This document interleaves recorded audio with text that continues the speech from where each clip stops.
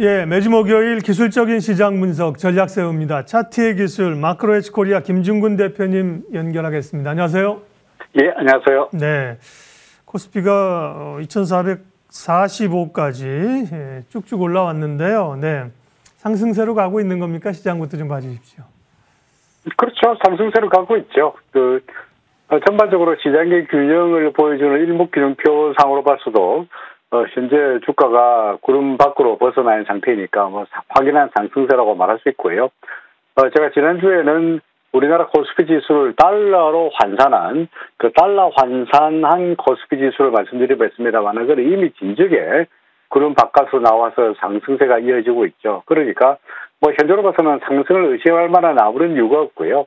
요는 이제 방향의 문제가 아니고 올라가나 내려가나 방향의 문제가 아니고 어디까지 갈 것이냐가 현재로 봐서는 가장 관심사가 아니겠느냐 싶습니다. 제가 지난주에 이렇게 화살표로 올라간다고 표시해 두었습니다만 코스피 지수의 경우에 통상적으로 일단은 우리가 파동으로 말한다면 이제 여기가 1번 파동이고 이게 2번 파동이고 3번 이렇게 1번 파동, 2번 파동, 3번 파동 정도로 예상이 됩니다. 그래서 3번 파동이라 그러면 필연적으로 1번 파동의 고점이었던 2,500선을 넘어서는 당연한 이야기고요. 그 다음에 3번 파동이 가장 강력하다 보니까 현재로 봐서 일목에서 구름대가 걸쳐 있는 한 2,650 정도라도 기대해 볼 수 있지 않겠나 싶습니다. 물론 단기적인 목표이긴 합니다만은 시장은 그것이 나쁘지 않다가 아니고 매우 좋다.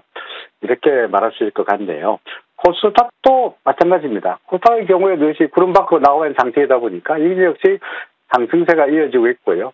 우리가 하락 상승을 말하기보다는 어디까지 갈 거냐가 일단은 관심사일 텐데 이것도 구름대가 이런 데 팽팽하게 걸쳐 있는 800선을 상회하는 정도까지도 목표를 잡을 수 있지 않겠나라고 생각이 됩니다. 네, 코스피나 2,500 정도를 이제 단기적인 상승 목표로 보고 있는 건데 2,650까지도 위로 열려 있다고 더 긍정적으로 보셨습니다. 연초에 사실 외국인들이 주식을 사면서 주가가 오른 것이고 반도체랑 또 은행주를 정말 폭풍 매수하지 않았습니까? 그렇습니다. 금융주들이 급등을 했는데요. 지금 은행주에 대한 판단은 어떠세요?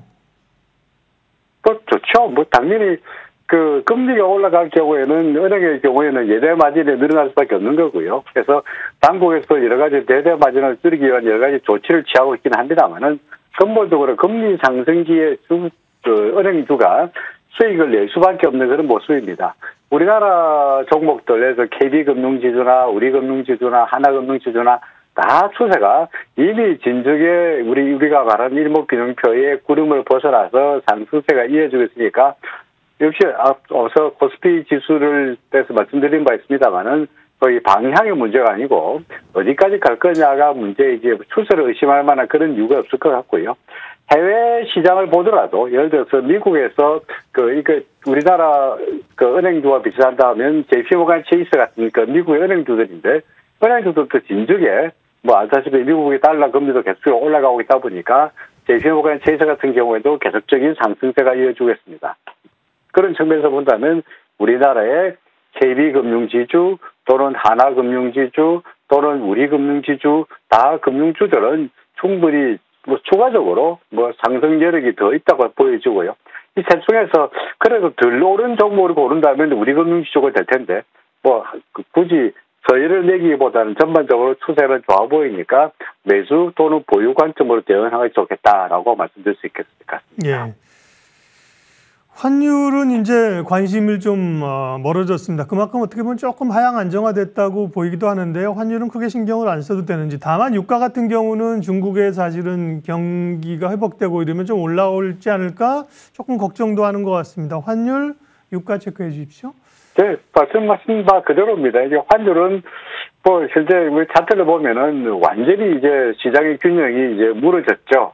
그러니까 예를 들어서 우리가 줄다리기를 할 때 처음에는 팽팽하게 이렇게 양쪽에서 맞물리다가 어느 한쪽이 와르르 무너지고 나면은 도저히 돌이킬 수 없을 정도 한쪽 방향으로 휩쓸리는 경우가 돼버리는데 달러대 원화 환율의 경우에도 확연하게 하락세이고요. 그리고 우리나라 달러대 원화 환율에 영향을 미치는 달러 인덱스조차도 확연하게 하락세.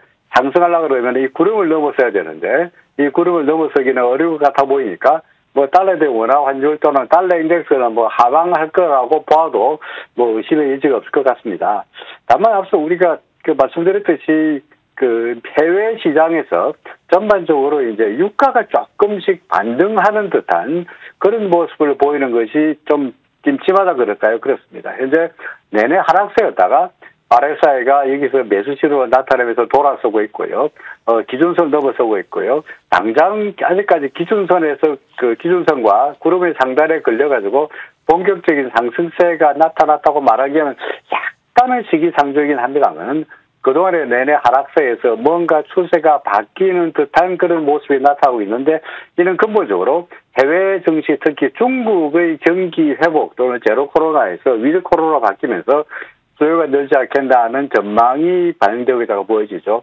현재 보고 있는 차트는 샹하이 지수 차트입니다만은 뭐 중국 경제 회복에 대한 기대감으로 샹하이 지수 주가도 상당히 좋아지고 있다 보니까 이런 것들이 맞물려서 샹하이 주가는 좋아지고 유가도 조금씩 반등하면서 구름 뒤를 벗어나는 모습이 그동안 하락에 따르는 반등 정도라도 되겠습니다만은 상승세가 좀 이어지지 않겠나라고 예측할 수 있을 것 같습니다. 예, 그러면 이제 지금까지 해주신 기술적 분석에 근거해서 투자 전략하고요. 관심주 말씀해 주십시오.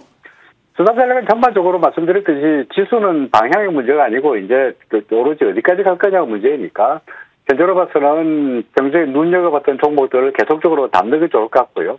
굳이 테마보다는 지수가 좋아 보이니까 지수 관련 대형주 뭐 삼성전자, 하이닉스, 네이버, 카카오 뭐든지 가서 금융주든 간에 주식 비중을 늘려가라는 것이 좋으리라고 생각이 됩니다. 저는 오늘의 관심 종목으로는 SM을 꼽았습니다. 뭐 그동안에 웬만한 종목들, 인사이트 관련주도 웬만하면 다 올랐습니다만은 SM 같은 경우에는 여전히 지배구조 개선에 대한 기대감도 있고요. 더구나 이제 매각 이슈도 있고, 더구나 계속적으로 실적이 좋아지고 있다는 이슈도 있고, 여러 측면에서 뚜렷하게 상승세가 나타나고 있고요. 더구나 SM 차트를 보시면 아래쪽으로 확연한 지지가 나타나고 있으면서 계속적으로 저점이 높아지고 있다 보니까 상승세가 이어질 거다. 뭐 매수 관점으로 대응해도 좋지 않겠나 싶습니다. 목표치는 우리가 전고점이었던 9만 원 정도까지 높이 보아도 될 것 같고요.